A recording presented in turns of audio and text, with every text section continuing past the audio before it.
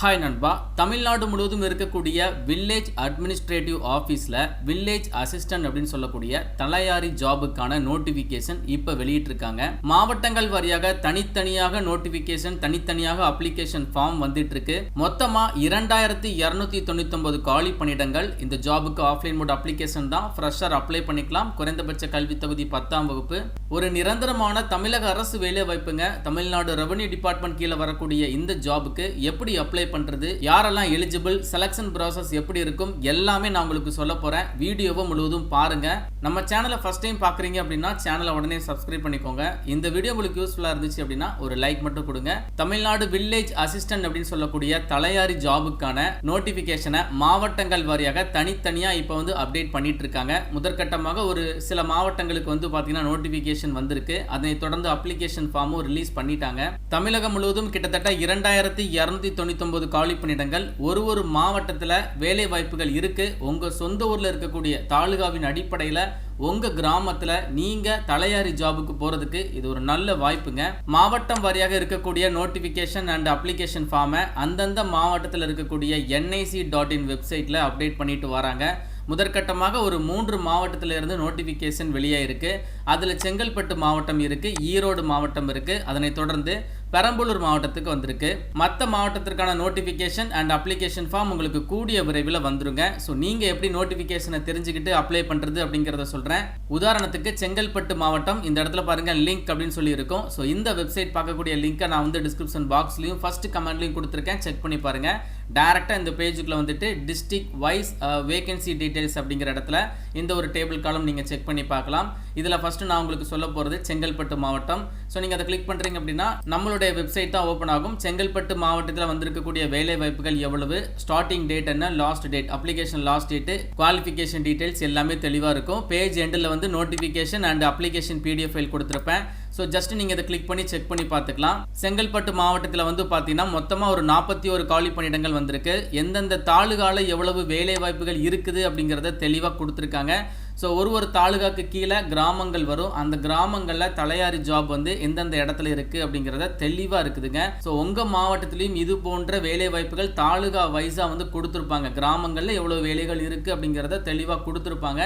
அதை பார்த்துட்டு நீங்கள் அப்ளிகேஷனை ப்ரொசீட் பண்ணுங்கள். இது செங்கல்பட்டு மாவட்டத்தில் இருக்கக்கூடிய தாலுகா வைஸாக வந்திருக்கக்கூடிய கிராம உதவியாளர் ஜாபுக்கான ஒரு நோட்டிஃபிகேஷன் தான். இந்த ஜாபுக்கான அப்ளிகேஷன் ஃபார்ம் தனியாக கொடுத்துருக்காங்க. சிம்பிள் அப்ளிகேஷன் ஃபார்ம் தான். இதை மட்டும் நீங்கள் ஃபில் பண்ணி சென்ட் பண்ணுற மாதிரி இருக்கும். ஒரு மாவட்டத்திற்குமே தனித்தனியாக விண்ணப்ப படிவம் இருக்குது. சரிங்களா? இந்த ஒரு அப்ளிகேஷன் ஃபார்மில் ரைட் சைடு உங்களுடைய பாஸ்போர்ட் சைஸ் ஃபோட்டோ ஒட்டிட்டு அண்ட் உங்களுடைய பேசிக்கான டீட்டெயில்ஸ் தான் கேட்டிருக்காங்க. தமிழ்லேயே கேட்டிருக்காங்க. நீங்கள் தமிழ்லேயே ஃபில் பண்ணிக்கோங்க. பிறந்த தேதி, இருப்பிடம், உங்களுடைய பெயர் என்ன, பாலினம், ஜாதி மற்றும் உட்பிரிவு, நீங்கள் மாற்றுத்திறனாளியா, இந்த மாதிரி நிறைய இன்ஃபர்மேஷன் கேட்டிருக்காங்க. எல்லாமே பேசிக்கான ஒரு இன்ஃபர்மேஷன் தான். இது எல்லாத்தையுமே நீங்கள் ஃபில் பண்ணிட்டு சப்போர்ட்டிங் டாக்குமெண்ட்ஸ் எல்லாத்தையுமே அட்டாச் பண்ணிட்டு நீங்கள் டைரக்டாக கொண்டு போய் கொடுக்கலாம். அப்படி இல்லைனா நீங்கள் தபால் மூலமாக சென்ட் பண்ணி கொடுக்கலாம். நாடு முழுவதும் வந்திருக்கக்கூடிய இந்த கிராம உதவியாளர் அப்படின்னு சொல்லக்கூடிய தலையாரி ஜாபுக்கான குவாலிஃபிகேஷன் பார்த்தீங்கன்னா குறைந்தபட்சம் நீங்கள் 10th பாஸ் ஆயிருந்தா போதும். அதே மாதிரி 10th நீங்கள் ஃபெயில் ஆயிருந்தாலும் இந்த ஜாபுக்கு எலிஜிபிள் தான். குறைந்தபட்ச கல்வி தகுதியை 10ஆம் வகுப்பு தான். இதை ஃபாலோ பண்ணி நீங்கள் என்ன படிச்சிருந்தாலும் இந்த ஒரு ஜாபுக்கு எலிஜிபிள் தான், அப்ளை பண்ணிக்கலாம். அடிஷ்னலாக பார்த்தீங்கன்னா இப்போ அப்ளை பண்ணுற கேண்டிடேட் விண்ணப்பதாரர் அந்த வட்டத்தை சேர்ந்தவராக இருத்தல் வேண்டும். தமிழில் பிழையின்றி எழுத படிக்க தெரிந்திருக்க வேண்டும். இதுதான் ரொம்ப முக்கியமான விஷயம். சரிங்களா? உங்களுக்கு தமிழ் நல்லா பேச தெரிஞ்சிருக்கணும், எழுத தெரிஞ்சிருக்கணும் அப்படிங்கிறதா ரொம்ப முக்கியமான விஷயம். அதே மாதிரி விண்ணப்பதாரர்கள் சம்பந்தப்பட்ட வட்டத்தை சேர்ந்தவராகவும் அதே வட்டத்தில் நிரந்தரமாக வசித்து வருபவர்களாகவும் இருக்க வேண்டும் அப்படிங்கிறத சொல்லியிருக்காங்க.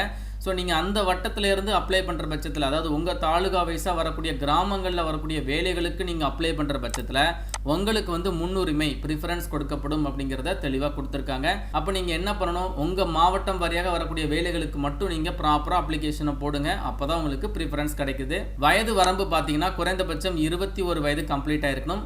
பொது பிரிவினர் அப்படின்னா அதிகபட்சம் 32 வயது வரைக்கும் இருக்கக்கூடிய ஆண்கள் பெண்கள் அப்ளை பண்ணிக்கலாம். பிற்படுத்தப்பட்டோர், மிகவும் பிற்படுத்தப்பட்டோர், இந்த மாதிரியான கேண்டிடேட் 37 வயது வரை அப்ளை பண்ணிக்கலாம். மாற்றுத்திறனாளிகளாக இருக்கிறீங்க, முன்னாள் இராணுவத்தினராக இருக்கிறீங்க அப்படின்னா உங்களுக்கான வயது தளர்வு ஆல்சோ கொடுத்துருக்காங்க. மாற்றுத்திறனாளிகளுக்கு அதிகபட்சம் 10 ஆண்டுகள் வரைக்கும் வயது தளர்வு கொடுத்துருக்காங்க. அப்போ 42 வயது வரைக்கும் நீங்கள் அப்ளை பண்ணிக்கலாம். அதே மாதிரி முன்னாள் இராணுவத்தினருக்கும் பார்த்தீங்கன்னா வயது தளர்வு கொடுத்துருக்காங்க. அப்ளிகேஷன் வந்து ஆஃப்லைன் மோடு தான். நான் சொன்ன மாதிரி அப்ளிகேஷன் ஃபார்மை நீங்கள் ஃபில் பண்ணி சம்மந்தப்பட்ட ஆஃபீஸ்க்கு நீங்கள் டேரெக்டாக கொண்டு போய் கொடுக்கலாம், இல்லைனா தபால் மூலமாக நீங்கள் சென்ட் பண்ணி கொடுக்கலாம். எந்த அட்ரஸ்க்கு நீங்கள் அனுப்பணும் அப்படிங்கிற டீட்டெயில்ஸை உங்களுக்கு தெளிவாக நோட்டிஃபிகேஷனில் அந்தந்த மாவட்டத்தில் வந்திருக்கக்கூடிய நோட்டிஃபிகேஷன் வந்து தெளிவாக போட்டிருக்காங்க. சரிங்களா? உங்கள் மாவட்டத்தில் வந்திருக்கக்கூடிய நோட்டிஃபிகேஷன் அப்ளிகேஷன் ஃபார்மை நீங்கள் டவுன்லோட் போட்டு செக் பண்ணி பாருங்கள். அண்ட் இந்த ஜாபுக்கான செலெக்ஷன் ப்ராசஸ் வந்து பார்த்தீங்கன்னா உங்களுக்கு ரிட்டன் எக்ஸாமினேஷன் வைக்கிறாங்க, ஒரு திறனறி தேர்வு வந்து வைக்கிறாங்க. சிம்பிளாக ஒரு எக்ஸாமினேஷன் தான். அதை ஃபாலோ பண்ணி உங்களுக்கு வந்து நேர்முக தேர்வு, அதாவது இன்டர்வியூ வந்து வைக்கிறாங்க. அந்த நேர்காணல், அதுக்கப்புறம் திறனறி தேர்வு அப்படின்னு சொல்லக்கூடிய ரிட்டன் எக்ஸாமினேஷனை கிளியர் பண்ணுறீங்க அப்படின்னா உங்களுக்கு இந்த ஒரு ஜாப் கிடைக்குது. ரிட்டன் எக்ஸாமினேஷனில் வாங்கியிருக்கக்கூடிய மார்க்கு ஒரு 85% வந்து வெயிட்டேஜ் பார்க்குறாங்க. அண்ட் அதை ஃபாலோ பண்ணி இன்டர்வியூவில் பர்ஃபார்ம் பண்ணுற மார்க்கை ஒரு 15% வந்து வெயிட்டேஜ் பார்க்குறாங்க. ரெண்டையும் கம்பேர் பண்ணி யார் இதில் நல்ல ஸ்கோர் பண்ணியிருக்காங்களோ அவங்களுக்கு வகுப்புகள் வாரியாக வேலை வாய்ப்பை வழங்குறாங்க. நிரந்தரமான ஒரு தமிழக அரசு வேலை வாய்ப்புங்க.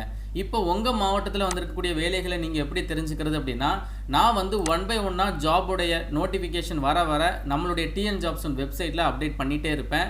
ஸோ நீங்கள் டிஸ்கிரிப்ஷன் பாக்ஸ்லையும் ஃபஸ்ட்டு கமெண்ட்லையும் கொடுத்துருக்கக்கூடிய லிங்க்கை மட்டும் செக் பண்ணாலே உங்களுக்கு தெளிவாக டீட்டெயில்ஸ் வந்து கிடச்சிரும்.